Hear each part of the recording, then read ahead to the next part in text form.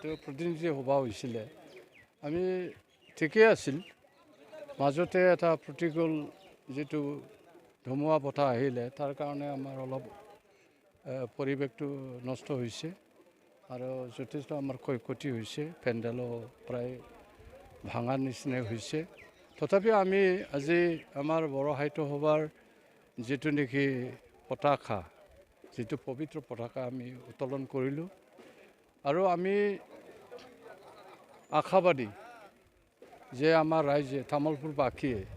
যেটো আশা কৰিছিলে এই আশাটো পূৰণ কৰাৰ কাৰণে বড়ো সাহিত্য সভাই সদায় চিন্তা চৰ্চা কৰে আৰু আমি এই ৬০তম অধিৱেশনৰ লগত সংগতি ৰাখি আমি আজি আমাৰ বড়ো সাহিত্য সভাৰ পতাকা উত্তোলন কৰিলোঁ আমাৰ শ্বহীদ বেদীত আমি এই কৰিলোঁ শ্বহীদ তৰ্পণ কৰিলোঁ এটা কথা ঠিক যে এতিয়া যেটো নেকি আপোনাৰ বিশ্বায়নৰ যুগ আৰু এতিয়া প্ৰতিযোগিতামূলক যুগ এই যুগত আমি ফেৰ মাৰিব পৰাকৈ আমি বড়ো সাহিত্য সভাই এতিয়া আমি এই 21st চেঞ্চুৰীত 21 শতিকাত আমি আগুৱাই যোৱাৰ কাৰণে যেটো আমি পদক্ষেপ লৈছোঁ যে আমি এই থুনলাই আমি কৰিছোঁ কমিশ্যন কৰিছোঁ আৰু ভাৰতবাণীত আমি এই আমাৰ যিমান পাব্লিকেশ্যন আছে এইটো আমি ইয়াত মানে অন্তৰ্ভুক্ত কৰিছোঁ আৰু আমি দেখিছোঁ যে বড়ো সাহিত্য সভা এটা লিটাৰেৰী অৰ্গেনাইজেশ্যন হিচাপে সাহিত্য সংস্কৃতি অনুষ্ঠান হিচাপে আমাৰ যথেষ্ট কৰণীয় আছে আৰু সেই হিচাপত আমি বড়ো জাতি গঠনৰ ক্ষেত্ৰত আৰু বড়ো জাতিৰ ঐক্য সংহতিৰ ক্ষেত্ৰতো আমি মাত মাতি আহিছোঁ আৰু আজি আমাৰ মাজত যেটো নেকি পৰিৱেশ সৃষ্টি হৈছে সেই পৰিৱেশটো আমি প্ৰতিনিধি সভাতে আমাৰ আলোচনা কৰাৰ কথা আছিল আৰু তথাপিও আমি এটা এপিল কৰিছোঁ আমি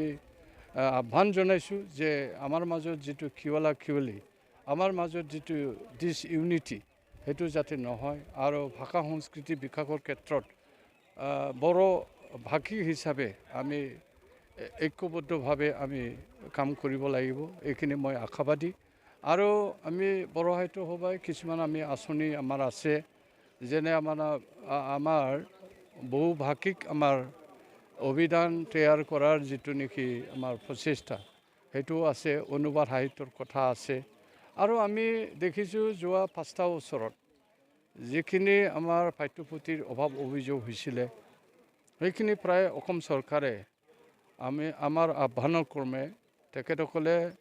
ৰেগুলাৰলি পাঠ্যপুথি দিয়াৰ কাৰণে ব্যৱস্থা কৰিছে আৰু কিছুমান আখৰা আছে এই আখৰাবিলাক গুচাই দিয়াৰ কাৰণে আমি আহ্বান জনাইছোঁ আৰু অসম চৰকাৰৰ লগত আমি সহযোগিতা কৰি পেলাই বড়ো সাহিত্য সভাই কাম কৰি আহিছে আৰু বিটিআৰ চুক্তিৰ আধাৰতো আমি যিখিনি 6.3 6 নম্বৰ দফাত যেটো লিখা আছে সন্নিৱিষ্ট লিখা আছে যে বড়ো মাধ্যমৰ সমস্যাবিলাক বড়ো স্কুলৰ সমস্যাবিলাক আমি সমাধান কৰাৰ ক্ষেত্ৰত বৰ্তমানৰ বিটিচি বা বিটিআৰ নতুন চৰকাৰক আমি আহ্বান জনাইছোঁ আৰু তেখেতসকলৰ লগতো আমি আলোচনা কৰিছোঁ আৰু শৈক্ষিক পৰিৱেশ যাতে বিনষ্ট নহয় নতুন প্ৰজন্মৰ মাজত ছাত্ৰ ছাত্ৰীৰ মাজত যাতে শৈক্ষিক পৰিৱেশটো এটা সুস্থ পৰিৱেশ বাতাবৰণ সৃষ্টি হয় আৰু প্ৰতিযোগিতামূলক এই যুগত যাতে আমি ফেৰ মাৰিব পাৰোঁ অন্যান্য জাতিগোষ্ঠীৰ লগত আমি ফেৰ মাৰিব পাৰোঁ এইখিনি বড়ো সাহিত্য সভাই চিন্তা চৰ্চা কৰিছে আৰু আমাৰ কিছুমান কাম কৰিবলগীয়া বহুত আছে গতিকে আমি সকলোকে আহ্বান কৰিছোঁ যে এই ৬০তম অধিৱেশনৰ মাজেৰে আমি আহ্বান জনাব বিচাৰিছোঁ যে আগন্তুক সময়ত যাতে আমি ঐক্যবদ্ধভাৱে শান্তি সম্প্ৰীতিৰে আমি আগুৱাই যাব পাৰোঁ तामुलपुर जौसिन फरायसालियाव जथुमनाय बर' थुनलाइ आफादनि जि 60थि बोसोरारि जथुमा बिनि गिबि सान मैया थान्दै जथुम जिरायनानै थांबाय नाथाय मिथिंगायारि अलखदनि थाखाय जोंहा गोबां सावरायनो गोनां बिथिंफोरखौ जों एरायनो गोनां जाबाय बेफोरखौ उननि समाव जों सावरायनायनि गेजेरजों मावथांखिखौ लानो हागोन आरो दिनै नैथि सान आरो नैथि साननि जि हाबाफारि गिबियावनो बर' थुनलाइ आफादनि फिरफिरा बिरहोनाय बे जानानै थांबाय बर' थुनलाइ आफादनि आफादगिरि मानगिरि तरेन बर' सार बिथाङा बेखेवनानै फिरफिलाखौ बिरहोबाय बिनि उनाव मुंख्लंफोरनिसिम मान बावनाय बेखौ डक्टर दिननाथ बसुमतारी जोंनि लेङाइ आफादगिरि बिथाङा बेखेवजेनबाय बिनि उनाव बर' थुनलाइ आफादनि रुंसारि गेदेमा थुनलाइगिरि आरो बिबानगिरि बिथांमोननि जिउमानिसिम मान बावनाय बिबार बावनाय बे हाबाफारिखौ सासेबाव लेङाइ आफादगिरि सीताराम बसुमतारी बिथाङा बेखेवनानै होलांबाय। दा बिनि उनावनो जोंनि बर' थुनलाइ आफादनि जि थाखानाय बान्थाफोर बे फोसावनाय बान्थाफोरखौ दिनै जों गथायनानै होगोन आरो लोगोसे बर' बिजोङाव फरायनानै जाफुंसार जानो हानाय फरायसाफोरनि बान्था दं, थुलुंगायारि बान्था, बेफोरखौबो जों दिनै होगोन। आरो बिनि उनावनो गेवलां मेल, मिथिंगायारि अलखदनि थाखाय जों जेरैबायदि सानदोंमोन बे रोखोमै जोङो गेवलां मेलखौ मेहेरगोनाङै हयथ' खुंनो हानाय नङा। अब्लाबो जों जिखिनि थान्दै आरो बे ओनसोलनि रायजो राजाफोर दं बिथांमोनखौ लानानैनो जोङो बे गेवलां मेलखौ खुंलांसिगोन। दा बे बिथिङाव तामुलपुर ओनसोलनि रायजो राजाफोरनि जि मदद आरो बानजाय आफादनि जि नारा नाथा जुजिनाय मिथिंगायारि अलखदनि समावबो बिनि थाखाय जोङो बर' थुनलाइ आफादा तामुलपुर ओनसोलनि गासै रायजो राजाफोरनिसिम आरो बानजाय आफादनिसिम रोजा रोजा साबायखर जासियो। जोङो गिबियावनो जोङो जोंनि थाखानाय हाबाफारिखौ मावफुंनायनि अनगायैबो फैबाय थानाय समाव जाहाथे जोङो बर' बिजोंनि जेंनाफोरखौ थाबैनो सुस्रांनो हायो बेनि थाखाय जों सावरायगोन। आरो मैया थान्दै जथुमाव दुलाराय बर' फरायसा आफादनि आफादगिरि बिथांनि दैदेननायाव गोबां दैदेनगिरिफोर बाहागो लादोंमोन। आंहा बर' फरायसा आफादनि आफादगिरिजों सावरायनाय जादों जे बिसायख'थिनि जि रिजाल्ट बेफोर ओंखारनायनि उनाव जेब्ला जों मोनसे गोजोन थासारि बा दिदोमै सावरायनायनि मोनसे परिबेस मोनगोन, बे जों खम समनि गेजेरावनो बर' थुनलाइ आफाद, दुलाराय बर' फरायसा आफाद आरो बर'नि माहारियारि आफादफोरनि गेजेराव जों मोनसे जर'खा सावरायनाय जों जथुमगोन। आरो बे जर'खा सावरायनायनि गेजेरजों बर'नि माखासे जायफोर माहारियारि जोंनि जेंनाफोर जेरै रावनि, सोलोंथाइनि, बर' बिजोंनि आरो गुबुन गुबुन माहारियारि बिथिङारि जेंनाफोर दं बेफोरनि बागै जों सावरायगोन। आरो बिनि उनावनो जोङो सरकारजोंबो जों सावरायगोन आरो बे सरकारजों मावख'आरि सावरायनायनि गेजेरजों जोङो बेफोर जेंनाखौ सुस्रांनायनि थाखाय बर' थुनलाइ आफादा मावफारि लागोन। बर' रावखौ बर'आ जिहेतु सरकारि राव जाबाय, नाथाय बर' रावखौ गुबुन हारिनि सुबुंफ्रा दासिमबो मोजाङै रायज्लायनो रोङा। बे बेलायाव नोंथांमोना बर' थुनलाइ आफादनिफ्राय गुबुन हारिफोरनो फोरोंनायनि माबायदि थांखि लादों? बे बर' रावखौ बर'फोरनि गेजेरावनो लाखियालासिनो गुबुन रावारि मानसिफोराबो बेखौ सोलोंनो हानाय बायदियै जोङो मोनसे गिदिर मावथांखि लादों। बेखौ थांनाय बोसोरनि खैराबारि जथुमावनो जों बेखेवदों जे एस्क'सिस मुंनि मोनसे सफ्टवेयर डिजाइन खालामग्रा कम्पेनिजों बर' थुनलाइ आफादा रादायखादों। आरो बे बोसोरनैयाव जोङो मोनसे सफ्टवेयर जों डेभेलप खालामनो नागिरदों जेराव बर' आरो इंराजि, बर' आरो असमिया रावजों जों जि राव रायज्लायनाय कनभारजेसन बेफोरखौ जोङो आबुङै रेकर्डिं खालामनायनि उनावहाय जों बेखौ डिजिटेल मुलुगाव हगारनानै होसिगोन। जे देश बिदेशनि मानसिफ्राबो अब्ला बर' रावखौ जायफोरा इंराजि रोङो आरो जायफोरा असमियाखौ रोङो बिसोरो बर' रावखौ सोलोंनो हासिगोन। आरो बर'फ्राबो गावनि बिमा रावनि दारैनो इंराजि आरो असमियाखौबो सोलोंनायनि खाबुखौ मोनगोन। नाथाय बे हाबाफारिखौ जाफुंहोनो थाखाय जोंनो एसे सम नांबावगोन।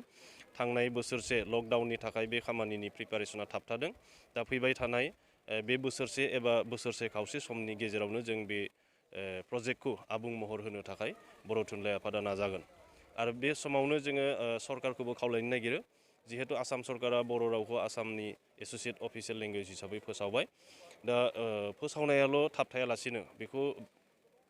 थार ओंथियाव बाहायनांगौब्ला बेनि थाखाय आसाम सरकारनि मोनफ्रोमबो डिपार्टमेन्टआव जोङो बर' लेंगुवेज अफिसार एपइन्टमेन्ट होनांगोन। दा बे लेंगुवेज अफिसारफोरखौ थाबैनो एपइन्टमेन्ट होनानै मावख'आरि बिथिङाव बे बिटिसिआ थामहिनबा बिटिआर सरकारा बेखौ बाहायनायनि बेलायाव सिगांग्रोनायखौ जों हास्थायदों बर' थुनलाइ आफादा। जों नोंथांमोननि गेजेरजों बिटिआर सरकारखौ खावलायो जाहाथे बिटिआरआव गिबियैनो बर' रावखौ मावख'आरि बिथिङाव मोजाङै बाहायनाय हाबाफारि लानांगौ आरो बिनि उनाव रायजो सरकारा बेखौ बाहायनायनि थाखाय जोङो खावलायगोन आरो आसा खालामदों बिटिआर सरकार आरो आसाम सरकारा बर' रावखौ आबुङै मावख'आरि राव महरै गुबुन गुबुन राव हारिनि गेजेरावबो बेखौ फोसावनायनि बिथिङाव जों बर' थुनलाइ आफादखौ मदद होगोन आरो जोंनि जि दाबिनाय बेखौ बिथांमोना मावफुंगोन। गोलाव सम जि बड'लेण्ड दाबि होननानै माखासे एनडिबिनि सोद्रोमाफ्रा जेलाव थाबोनो गोनां जादोंमोन, नाथाय दाखालिसो 7 एनडिबिफोरा बेल मोनबाय। बे बेलायाव सारा मा बुंनो सानो? जाय एनडिबि केडारफोरा बेल मोननो हादों बिथांमोना बेल मोननायखौ जों गोजोननाय फोरमायदों बर' थुनलाइ आफादा आरो आसा खालामदों गासैबो जेलाव जोबथेनानै थानाय बिग्रायारि सोमावसारगिरि बिथांमोना ओंखारबोनो खाबुखौ मोननांगौ आरो पार्टिकुलारलि रन्जन दैमारिया जेलनिफ्राय थाबैनो ओंखारबोनायखौ जों लुबैदों मानो होनोब्ला बिथाङा मोनसे समनि हाथियार लानानै सोमावसारग्रा बिग्रायारिमोनब्लाबो बिथाङा हाथियारखौ सरकारनो गथायखाबाय आरो बिनिख्रुइबो देरसिन पइन्टआ जाहैबाय बिथाङा सासे सिगनेटरिस बर' पिस एकर्डनि थामथि जि गोरोबथा बिनि सासे मेन सिगनेटरि दा सिगनेटरि हिसाबैनो बिथाङा एमनिस्टिखौ मोननांगौ आरो बिथाङा बर' समाजाव थाफैनो मोननाय खाबुखौ लानांगौ बिथांनो होनांगौ अब्लासो बिथांनि जायफोर फल'वार्सफोर दङ बिथांमोना हयतो मोनसे मेन स्ट्रिमाव बर' थाबाय थानायनि खाबुखौ मोनगोन दा बेनिखायनो सरकारनिसिम जोंनि दाबिनाय जाहाथे रन्जन दैमारिजों लोगोसे गासै जेसेबां एनडिबिफोर दं बिथांमोनखौ थाबैनो जेलनिफ्राय हगार हरनांगौ बेखिनिया बर' बिजोंनि सोलोंथाइखौ 12 थाखोसिम आपग्रेड खालामनायनि थाखाय बर' थुनलाइ आफादा सिगांनिफ्रायनो मावफारि लादोंमोन गिबियाव जोङो बर' थुनलाइ आफादनि अन इनिसिएटिभ जायखौ बुङो इंराजियाव गावारि नाजानाय बे गावारि नाजानायनि दारै जोङो आर्ट्सनि गासै बिजाबफोरखौ जोङो राव सोलायजोब्बायमोन दानस्लायजोबनाय जादोंमोन बेनिफ्राय कमार्सआबो जाबायमोन साइन्सआल' आद्रा दंमोन बेबो खिन्थु बे समावनो भारत सरकारा मोनसे गोदान सोलोंथाइ खान्थि फोसावदों जायखौ एनइपि होनना बुंदों बे एनइपि 2019नि जि ड्राफ्ट बिथोनावबो बुंनाय जादोंमोन जे 12 थाखोसिम गासै भार्नाकुलार मिडियामफोरखौ आपग्रेड खालामनांगौ आरो बिनिफ्राय 2020आव बियो फाइनेल अर्डारा ओंखारबाय बे एनइपि 2020नि बिथोन बादिब्ला माने गुदि गेजेर आरो गोजौ बे सोलोंथाइयाव बेखौ जों रानदों सेकेन्डारि इडुकेसनाव सिगांनि सोलोंथाइ खान्थियाव थाखो 9 आरो 10आल'मोन खिन्थु एनइपिनि दारै जि गोदान सेकेन्डारि स्टेज बानायदों बेहाय 9, 10, 11, 12 बोसोरब्रैजों सेमिस्टार सिस्टेमाव आनजाद जानानै थाखो 10आवसो रिजाल्टआ ओंखारगोन गतिके बर' मिडियामखौ थाखो 10सिमल' दोनथ'योब्ला बेयो माने आनजादखौ खावसे बर'आव लिरनाय आरो खावसे इंराजियाव लिरनाय बायदि जाहैगोन दा बेनिखायनो जों बर' थुनलाइ आफादा बेखौ आप टु 12सिम बर' मिडियाम खालामजोबनांगौ होननानै जों डिमान्ड होदों आरो एनइपि गाइडलाइनावबो बे बाथ्राया दङ आरो आसाम सरकारनि जि एनइपि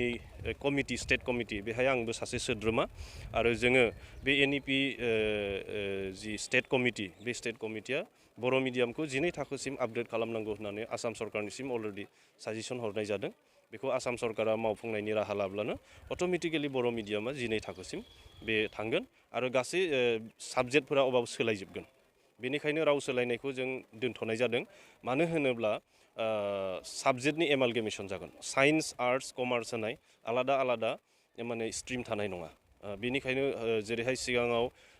जारिमिन दङमोन भुमखौरां दङमोन